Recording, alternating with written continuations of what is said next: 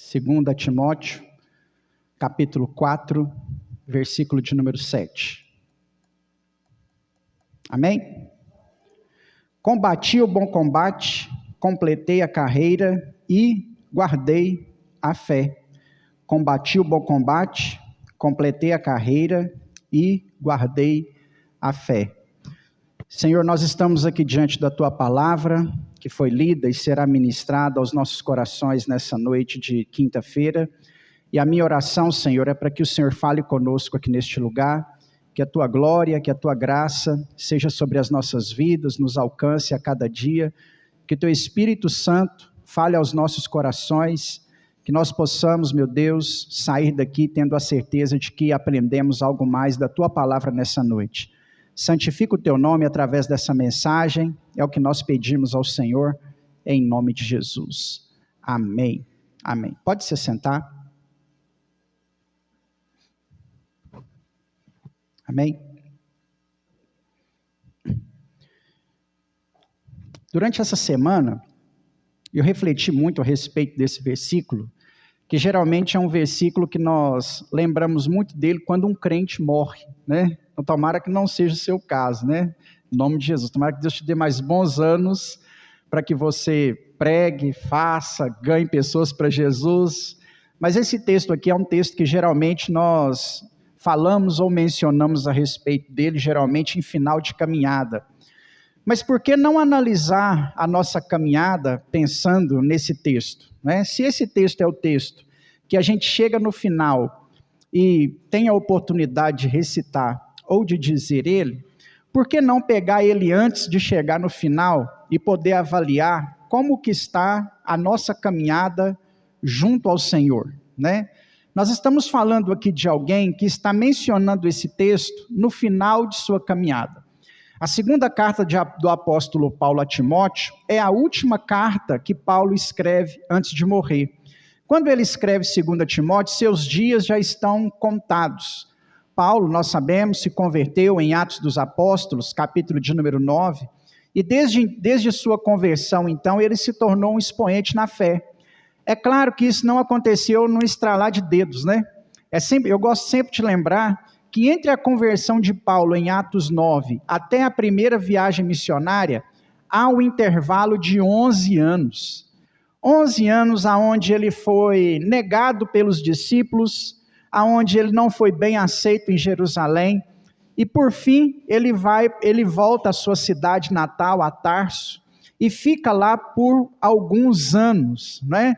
Junto de sua família, lendo, crescendo no conhecimento a respeito do Senhor, na intimidade com Deus, ajudando a igreja local lá inclusive. Um belo dia, um homem no Novo Testamento chamado Barnabé, vai até Tarso e vê um alto potencial no apóstolo Paulo, que ainda não era apóstolo, né?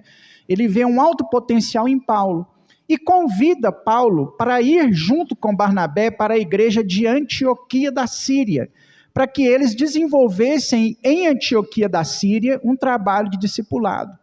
Isso acontece aproximadamente quando Paulo já estava há 9 anos na sua cidade de origem, vamos dizer assim. Então Paulo aceita o convite e vai para Antioquia da Síria. E Antioquia acaba se tornando sempre assim a base do apóstolo Paulo. Todas as 3 viagens missionárias de Paulo partiram de Antioquia e retornou a Antioquia. Antioquia se tornou a base do apóstolo Paulo, a casa do apóstolo Paulo, para que ele pudesse voltar. É durante, inclusive, o discipulado de Paulo em Antioquia, Atos dos Apóstolos, capítulo 11, versículo 26, se eu não me engano, que a igreja, que os membros, que os santos, né, que assim eram chamados até o capítulo de número 11, os convertidos ao Senhor, recebem o nome de cristãos, porque a sociedade, a comunidade em Antioquia da Síria percebeu que os discípulos de Jesus eram exatamente iguais a ele, né, ao Senhor. E aí apelidaram então os seguidores de Jesus de cristãos. A ideia de chamar os seguidores de Jesus de cristãos, na palavra original grega em Atos 11, 26, quer dizer pequenos cristos, né, ou cristinhos, ou filhos de Cristo, né? Então é daí que vem a origem da palavra cristão, lá em Antioquia da Síria, durante esse discipulado do apóstolo Paulo. Entre os ensinamentos de Paulo, que não eram só evangelísticos, ele tinha também a preocupação de causar na vida da igreja o mesmo caráter, de refletir na vida da igreja o mesmo caráter de Cristo, né?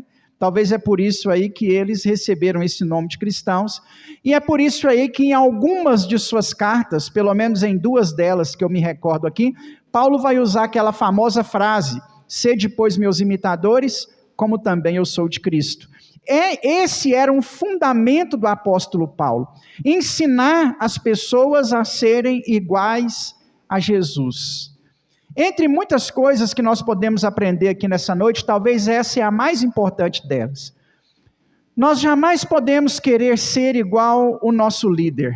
Nós jamais podemos querer ser igual um homem. Eu até diria que nós jamais poderíamos querer ser iguais a um personagem bíblico. Não que isso seja ruim, talvez vai ser bom você querer parecer com Davi. Mas a nossa vontade mesmo precisa ser a de nos tornarmos parecidos com Jesus. O caráter que precisa ser formado em nós é o caráter de Cristo. As decisões que nós precisamos aprender a tomar precisam ser decisões que Cristo tomaria. As atitudes que nós temos precisam ser atitudes iguais à do Senhor. Até porque se nós nos espelharmos em Cristo, nós não correremos o risco de errar. Sabe por quê? Todos os grandes homens de Deus na Bíblia cometeram pelo menos um erro. E a Bíblia é tão linda que a Bíblia não escondeu o erro dos grandes homens de Deus. Todos eles, a Bíblia menciona pelo menos um erro. Não há nenhum personagem bíblico que a própria Bíblia não cite um erro dele. Um personagem assim, igual eu te falei, Davi, né? Não, o cego de Jericó, não é esse personagem. Eu falo um personagem assim, um juiz de Israel, um rei de Israel, um profeta, um sacerdote. Todos eles em algum momento teve um deslize e esse deslize está registrado lá. Por quê? Para apontar que só tem um perfeito, porque só um personagem na Bíblia foi perfeito. Só um personagem na Bíblia, o texto de Isaías diz que nem sequer uma palavra enganosa saiu de sua boca. É Cristo, né? Então eu até entendo que você pode querer ser igual a Josué, só que em algum momento Josué errou. Então talvez você vai correr o risco de errar também, mas se você for igual a Jesus, não vai ter erros em Jesus. Nem sequer uma palavra enganosa saiu da boca de Jesus, né? E esse era o intuito do apóstolo Paulo, refletir o caráter de Cristo na caminhada e na vida da igreja.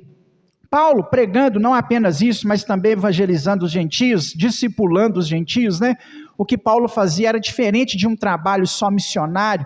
Há igrejas que o apóstolo Paulo, há cidades que o apóstolo Paulo ficava por 2 anos. As viagens missionárias duraram entre 4 e 5 anos, algumas delas, né? A menor delas foi 2 anos, melhor dizendo. Então, assim, as viagens não eram viagens assim de meses, eram viagens de anos, muitas vezes sem saber quanto tempo permaneceria numa cidade ou numa determinada região. Ele sai às viagens missionárias e o objetivo de Paulo com as suas viagens missionárias era chegar em Roma. Paulo tinha como objetivo de vida pregar o evangelho aos romanos. Por um momento na sua caminhada ele acha que não vai dar tempo, né? Se eu não me engano, na segunda viagem a perseguição já era muito intensa. Paulo pensou que ia morrer, que não ia dar tempo de chegar em Roma. Aí o que ele faz? Escreve uma carta aos romanos. Na carta aos romanos, ele gasta tudo o que ele tem a nível de conhecimento, de salvação, de graça, de fé, de justificação. Ele explana na carta aos romanos a sua melhor obra, o seu melhor trabalho teológico, o principal tratado teológico para a igreja, a nível de salvação e de arrependimento e fé. Então assim, ele escreve aos romanos porque ele pensou que não daria tempo de chegar lá, mas Deus dá para ele ainda mais alguns anos, né? E ele acaba tendo esse foco de poder chegar até Roma e pregar o evangelho, independente da forma como ele chegasse lá. E o tempo de pregação aqui é muito pouco para a gente poder explanar isso, mas o recurso que Paulo acha para chegar até Roma é preso. Não é só uma coincidência. A briga que o apóstolo Paulo caça com alguns homens, ela é também intencional, porque ele descobre que ele só chegaria lá preso, que ele não conseguiria chegar lá, como ele chegou em Efésios, em Corinto, na região da Galácia, em Tessalônica, né? Ele entende que para chegar lá, a única forma dele ir em segurança, sem morrer, é preso. Então uma das brigas, entre aspas, que ele caça, e é intencional, para que ele fosse chegar em Roma preso, e até eu gosto de pregadores que falam que o objetivo de Paulo era pregar em Roma, mas ele chega lá preso. Isso aí não é mentira não, isso é verdade. Ele chega lá preso, e aí quando ele chega em Roma, ele tem duas surpresas. A primeira dela é porque ele chega lá privado de liberdade, e a segunda delas é porque quando ele chega lá já tem uma igreja constituída. Nós não sabemos por quem, nós não sabemos quando, nós não sabemos quantas pessoas, mas já há uma igreja em Roma pré-estabelecida. E Paulo, mesmo preso dentro da cadeia, ele começa a prestar atendimento a essa igreja. Né? Mesmo preso, ele chega lá preso, e mesmo preso ele começa a prestar atendimento a essa igreja. Diz a história de Flávio Josefo, que Paulo se tornou amigo do carcereiro, e esse carcereiro permitia que ele recebesse pessoas na prisão, ou às vezes até saísse. Paulo fica em Roma, antes de ser morto, por 2 anos. E por 2 anos ele tem uma certa liberdade. Se você ainda não assistiu, eu te convido a assistir Paulo, apóstolo de Cristo. Você vai ver bem essa questão aí da amizade com o carcereiro, e dele prestar assistência à igreja romana, mesmo de dentro da cadeia. Então, por ser amigo do carcereiro, do chefe da prisão, Paulo ganha tempo antes da sua morte. Era para ele chegar em Roma e ser morto em algumas semanas. Só que o carcereiro vai conseguir atrasar essa sentença de morte de Paulo em aproximadamente 2 anos. Quando esses 2 anos vai chegando ao fim e Paulo percebe que realmente a hora da sua morte era chegada, ele escreve a carta a 2 Timóteo. E Timóteo era o seu obreiro de confiança, era o pastor que ele colocara na igreja em Éfeso, era o jovem que ele discipulou e formou, e quem estava com ele agora no final de sua vida. Se você ler todo o capítulo 4 da 2ª carta a Timóteo, do texto que nós lemos aqui, você vai ver que esse capítulo de número 4, ele embora está falando de uma sentença de morte, ele é lindo. Né? Eu já vi ao vivo Hernandes Dias Lopes recitar esse capítulo todo aqui de cor, sem olhar para a Bíblia, né? Eu não vou ousar fazer isso, né? Mas o capítulo 4 aqui, ele é lindo, ele é meio que uma despedida do apóstolo, né? Ao seu jovem discípulo, e ele deixa aqui algumas questões importantes.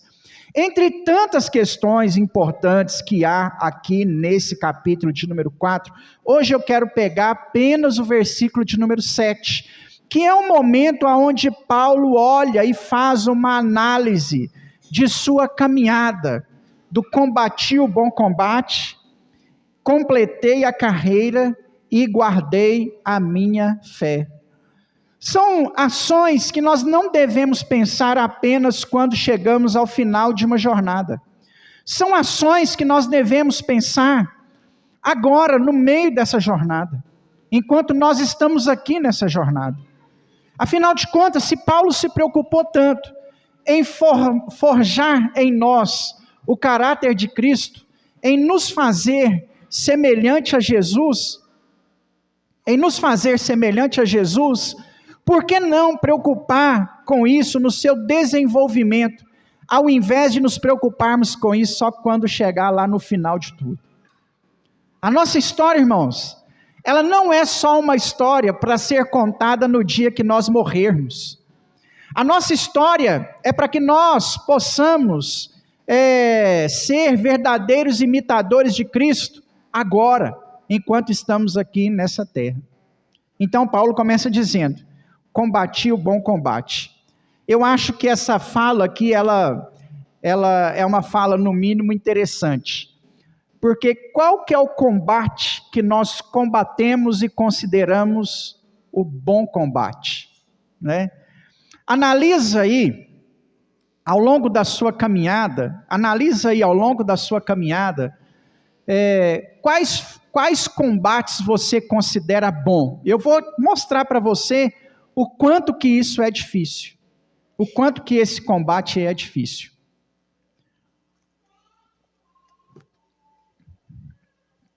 Porque nós consideramos uma boa luta, a seguinte luta.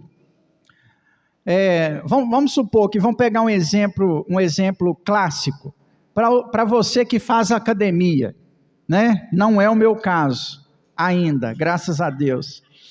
Semana passada, a Dileta está ensinando a fazer academia, eu falei assim, se a gente dormir todo dia 10 horas, eu vou.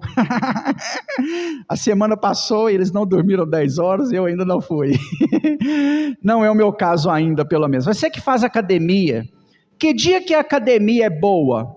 Você vai lá e levanta lá 50 quilos no braço, aí você fala assim, nó, hoje, né? Você que gosta de uma corrida, que dia que a corrida é boa, né? A corrida, né? A caminhada. Que dia que a caminhada é boa? Você foi lá e caminhou 7 quilômetros, 10 quilômetros, chegou em casa e pensou assim, nó, hoje, você até posta no Instagram assim, o de hoje está pago, né? Hoje foi bom. Para os irmãos que lutam, né? Aqui na igreja tem uma turma de jiu-jitsu. Qual que é a luta boa do jiu-jitsu, Cícero? A luta boa é que é difícil, que você tem que agarrar no camarada lá, no kimono, e não vai, e faz força. Esse é o bom combate. Para você que gosta de futebol, qual que é o bom jogo de futebol? Ou é aquele que sai muito gol, ou é o que é lá e cá, o que é pegado, né? Que os caras vão para cima mesmo. Essa é a boa partida. Agora, nós não estamos falando de nada secular. Apóstolo Paulo está falando do bom combate da fé. E é por isso que essa fala, para mim, ela se torna, no mínimo, interessante. Porque qual que seria o nosso bom combate da fé, então? Seria aquele combate que o capeta se levanta contra a sua vida com todas as armas que ele tem. Significa as maiores dificuldades espirituais que você pode enfrentar ao longo da sua caminhada. O inferno inteiro se levantando contra a sua vida, e você em oração, de joelho no chão, em jejum, ia falar assim, estou num bom combate.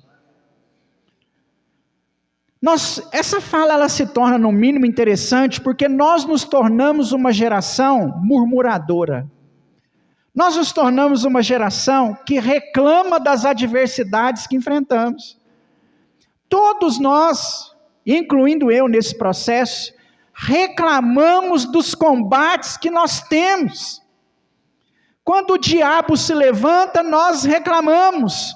Quando a adversidade vem, nós queremos sair fora. Quando as coisas ruins acontecem, nós trememos. Nós temos medo, nós tememos, nós nos acovardamos diante das adversidades. Mas eis aqui um homem que no final da sua carreira está olhando para trás e vendo todos os levantes do diabo contra a vida dele, e vendo todas as adversidades que ele enfrentou, e ele fala assim, eu combati um bom combate. Será que nós estamos prontos para combater o bom combate? Será que nós estamos preparados para o desafio que nos está proposto? Esse combate de vida cristã, nós precisamos virar o pensamento aí na nossa cabeça, a chave, e entender que esse combate que nós estamos combatendo, na verdade, ele é bom combate da fé. Ele é o bom combate da fé. As dificuldades que nós enfrentamos no nosso casamento, se conseguirmos superar essas adversidades, vai fazer do nosso casamento um casamento melhor. As dificuldades que nós enfrentamos com os nossos filhos, vai nos ensinar e vai nos preparar a criar filhos melhores ainda. As dificuldades que nós enfrentamos nos nossos empreendimentos, na nossa vida financeira, nas nossas batalhas, é que vai nos fazer melhores administradores. Os melhores empresários, os maiores empresários, são aqueles que quebraram muitas vezes, que tentou e perdeu, e tentou e perdeu, e tentou e perdeu, e aquilo lá fez ele insistir e não cometer erros que ele cometeu no passado. Dificilmente um jovem começa a ser empresário e é de sucesso a vida inteira. Não, há exceções, não estou falando que não existem vias de regras, é claro que existem, mas na maioria das vezes houveram fracassos.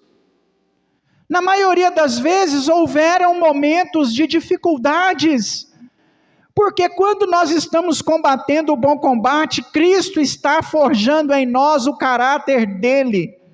Eu não digo a você que você tem que aceitar os momentos difíceis, ou conseguir praticar de forma muito simples o que Tiago disse para nós no capítulo 1, no versículo 12, se eu não me engano, né? Irmãos, tende por bom motivo, tende por bom ânimo, tende por motivo de alegria. Eu li em todas as versões para você. O fato de passarmos por diversas tribulações. Eu não sei se vai ser simples desse modo, como Tiago colocou de forma tão simples, se alegra na tribulação, né? Eu sei que não vai ser tão simples assim, mas a cada dificuldade, a cada tempestade, a cada combate da nossa caminhada cristã, Cristo está forjando em nós o seu caráter. Eu não sei se isso vai ser tão simples de ser compreendido para nós. Eu não digo a você que você tenha que aceitar a sua adversidade, não, eu diria que você tem que se posicionar como um servo de Deus, crendo e pedindo para que o Senhor faça isso passar o mais rápido possível, certo? Mas eu diria para você o seguinte, pelo menos não reclame, não murmure do tempo, do momento que você está passando, porque algo Deus está tratando com você nesse bom combate. Nos exemplos que eu citei lá na academia, quando você levanta lá os 50 quilos no braço lá, significa que seus músculos estão mais fortes. Quando você corre os 10 km, significa que seu preparo físico está melhor. Quando você pedala 30 km, quando você consegue ir lá nos estays e voltar, significa que seu preparo físico está melhor. Não é assim? Da mesma forma, é o Senhor trabalhando a nossa fé para que nós estejamos ainda mais de pé lá na frente. Por isso que Paulo diz, eu combati o bom combate. Nós não entendemos o bom combate. Jesus nos preparou para ele, mas nós não compreendemos ele muitas vezes. Jesus disse, bem-aventurados sois vós, quando perseguidos por minha causa vos injuriarem, vos maltratarem, vos maldizerem, por causa do meu nome e da pregação do meu evangelho. Quando nós estamos sendo perseguidos, quando nós estamos enfrentando adversidades, quando nós passamos por tribulações, irmãos, Deus está trabalhando algo em nós. Por isso que esse combate é bom. Não é? Não estava lá, imagino Paulo, citando essa frase, escrevendo esse texto ao jovem Timóteo, e falando assim, combati o bom combate, e Paulo lembrando do naufrágio que ele enfrentou, dos momentos de fome, nudez, da perseguição, que ele menciona aos Filipenses no capítulo 4, ou em Romanos, capítulo de número 8, quando ele diz, quem nos separará do amor de Cristo? Eu imagino o apóstolo Paulo escrevendo, combati o bom combate, lembrando dos momentos que financeiramente não eram bons, de apóstolo Paulo lembrando das perseguições, dos açoites, de quando ele era maltratado, perseguido, açoitado, em prisões, e lembrando assim, esse combate foi um bom combate. O combate colocado por Paulo aqui não quer dizer que a vida foi fácil o tempo todo, não quer dizer que foram só portas abertas, não quer dizer que tudo aconteceu só em rosas e flores, não foi, irmãos. Quando ele fala combati o bom combate, à sua memória vem os momentos de adversidades e tribulações. O bom combate é o espinho na carne, que ele ora 3 vezes, dizendo, Me alivia, Senhor, passa de mim. E o Senhor fala para ele assim: a minha graça te basta. Esse é o bom combate. O segundo, a parte B desse texto também, ela é no mínimo interessante. Completei a carreira. Hoje, creio eu que a maioria de nós que estamos aqui já servimos ao Senhor, então essa é uma palavra bem para crente mesmo, né? Se a sua vida acabasse hoje, você completou os propósitos que Deus tem para você?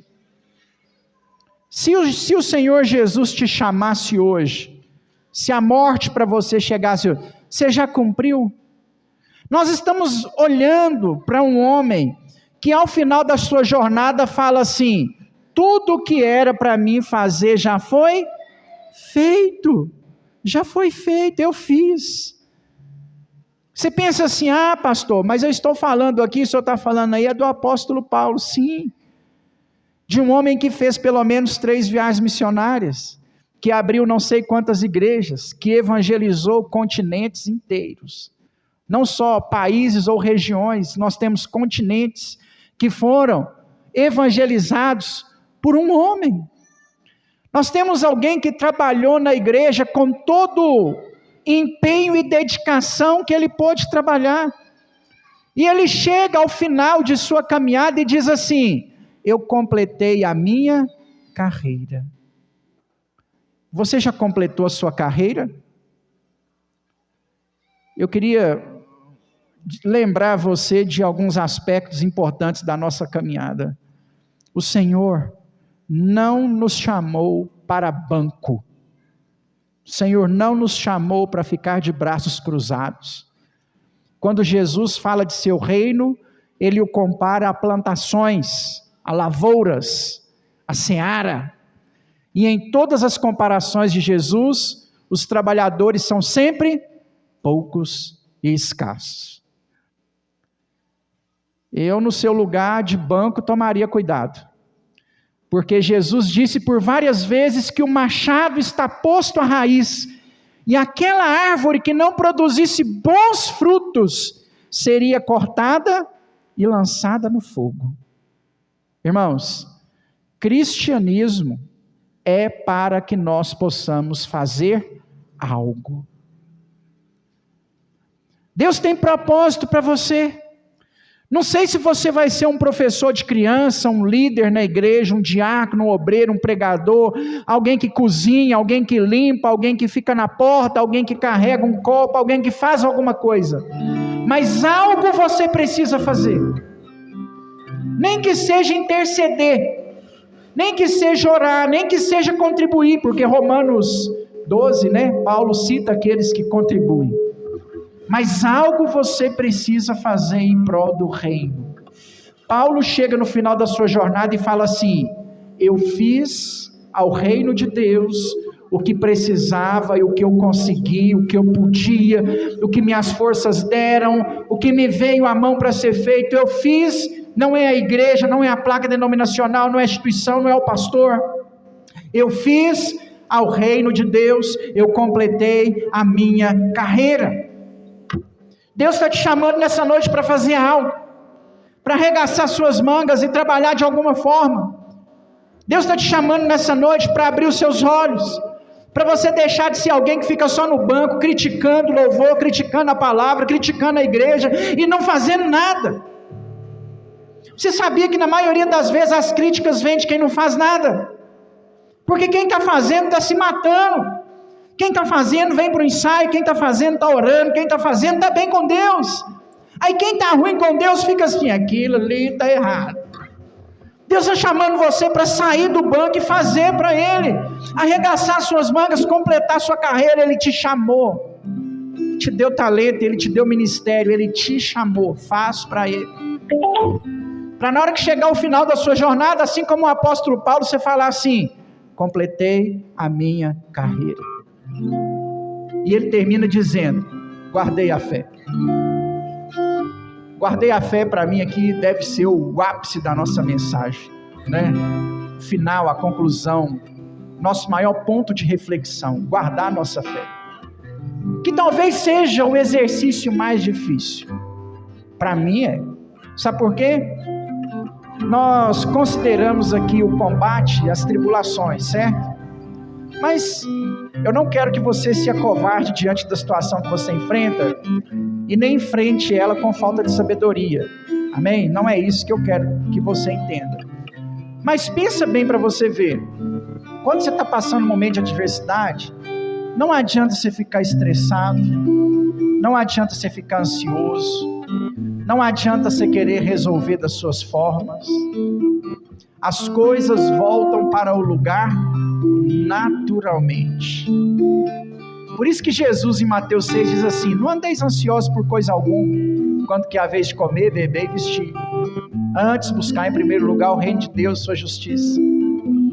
Não adianta você desesperar, você descabelar, né? Você tem que fazer o que você tem que fazer, trabalhar para pagar suas contas, né? Mas as coisas com o tempo elas vão se ajustar. Não adianta. Não adianta apelar para a situação. Problemas resolvem. Luto passa, ou pelo menos minimiza. Enfermidade é curada, depois vem outra. É assim. Problemas, irmãos, você vai resolver um problema hoje, vai ter outro amanhã para você. Deus resolveu um problema para você hoje, amanhã na hora que você acordar vai ter outro. Você vai precisar de Deus de novo. Porque a vida é assim. Então o problema nunca vai acabar, nós não vamos sair fora dele. Completar a carreira não é possível, né? É possível que você não pode nem orar na sua casa, dobrar seu joelho 30 segundos e orar abençoando a sua igreja. Eu e alguns irmãos aqui da igreja recebemos a oração da irmã Guiomar. Ela manda oração pra gente. Eu recebi a minha oração do mês essa madrugada. 30 segundos. A irmã Guiomar separou 30 segundos na madrugada dela para orar por mim. Isso aí já fortaleceu o meu coração, que você não tem ideia o quanto. Eu mereci 30 segundos de uma oração de madrugada de uma senhora, mulher de Deus, né? Tive o prazer de morar na casa dela, inclusive. Então assim, não é possível que você não possa fazer isso, dobrar seu joelho 30 segundos e orar para que os muçulmanos sejam evangelizados, para que a obra missionária complete, para que a igreja faça as coisas que a igreja precisa fazer. Não é possível que você não pode, nem que seja se colocar na posição de intercessor da sua igreja. Não é possível. Você vai completar a carreira. Agora, guardar a fé é um desafio. Guardar a fé é um desafio. O diabo vai soprar nos seus ouvidos 24 horas. Larga esse Deus. Não está adiantando você ir na igreja. Você está dando seu dízimo, sua oferta, e você está passando dificuldade. O diabo vai soprar isso no seu ouvido. Você está indo lá, pastor, é tudo a mesma coisa. Pastor lá adulterou, esse aí vai adulterar também. Pastor lá roubou, esse aí vai roubar também. O diabo vai falar isso com você. Igreja é tudo igual, vai ser tudo balaio do gato do mesmo balaio. Não vai não. O diabo quer minar a sua fé e você precisa guardar ela. Você não pode deixar de acreditar, porque você não acredita no homem. Você não acredita em instituição, você não acredita em placa. Ou pelo menos não é isso que você deveria ter aprendido. Você acredita nele. É no Rei dos Reis, é no Senhor dos Senhores. É naquele que mesmo que tudo esteja indo de mal a pior sobre a sua vida, Ele está te sustentando e escrevendo o seu nome no livro da vida, e quando se fizer chamada, o seu nome vai estar lá, e você vai passar a eternidade com Ele. É Ele que você serve. Guarda a sua fé, não deixa problemas minarem a sua fé. Não deixa o desânimo minar a sua fé. Não permita com que as astutas ciladas do diabo atrapalhem a sua fé. Se nós formos aqui mencionar alguém que pensou em desistir, esse alguém seria Paulo. Ele tinha muitos motivos para desistir. Talvez se fosse um de nós desistiríamos na primeira sessão de açoite, na primeira prisão, no primeiro julgamento injusto, nós largaríamos tudo. Não são problemas que vão nos fazer desanimar. Guarda a sua fé. A sua fé, ela é um bem mais precioso. A sua fé, ela nem veio de você. Paulo disse aos Efésios, é dom de Deus, não vem de vós, é dom de Deus, é presente de Deus. A fé é um presente que Deus colocou no seu coração. Guarda a sua fé, guarda. Pastor, minha fé está minada, eu estou duvidando, eu não estou crendo naquilo que Deus pode fazer, naquilo que o Senhor é. Começa a orar repreendendo isso aí, pede o Espírito Santo para guardar esse bem tão precioso que você tem, que é a sua fé. Guarda a sua fé, não deixa o inimigo roubar o céu de você, não deixa o inimigo roubar a eternidade, não deixa o inimigo atrapalhar a sua caminhada, meu irmão. Guarda a sua fé, mesmo que as coisas estejam indo de mal a pior, continua crendo. É por isso que chama fé. Hebreus 11 diz que a convicção de fatos que não se veem e a certeza de coisas que não se esperam, isso é fé. A definição é complexa, não é simples, ela é muito complexa se formos pensar nisso, mas o que nós temos que fazer é guardar. Talvez você entrou por aquelas portas aqui no momento de crise, no momento difícil, no momento de adversidade, e Deus está falando para você nessa noite: guarda a sua fé, isso vai passar, essa tempestade vai acabar, só guarda a sua fé, meu irmão, em nome de Jesus. Se coloque de pé, vamos orar.